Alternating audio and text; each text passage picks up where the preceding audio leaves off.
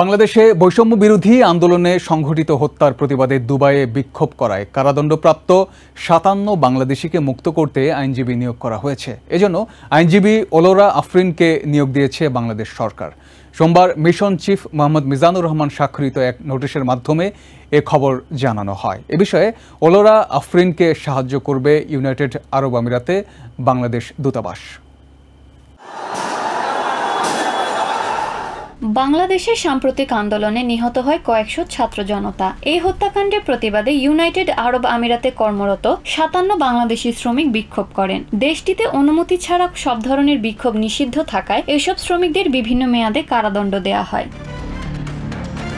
কারাদণ্ডপ্রাপ্ত এসব বাংলাদেশিকে আইনি সহায়তা দিতে আইনজীবী ওলোরা আফরিনকে নিয়োগ দেওয়া হয়েছে। এই বিষয়ে তাকে সাহায্য করবে ইউনাইটেড আরব আমিরাত দূতাবাস। তিনি বিনা খরচে আইনি সহায়তা দেবেন বলে জানা গেছে। এর আগে ফাউন্ডেশন ফর ল অ্যান্ড ডেভেলপমেন্টের পক্ষ থেকে জানানো হয় তারা কারাদণ্ডপ্রাপ্ত বাংলাদেশি শ্রমিকদের আইনি সহায়তা দিচ্ছে। প্রতিষ্ঠানের পক্ষে আইনজীবী ফাউজিয়া করিম ফিরোজ ৫৭ জনের নাম ঠিকানা চেয়েছেন। সংস্থাটির পক্ষ থেকে জানা যায় বিক্ষোভরত বাংলাদেশিরা ইউএইর আইন সম্পর্কে অবগত ছিলেন না।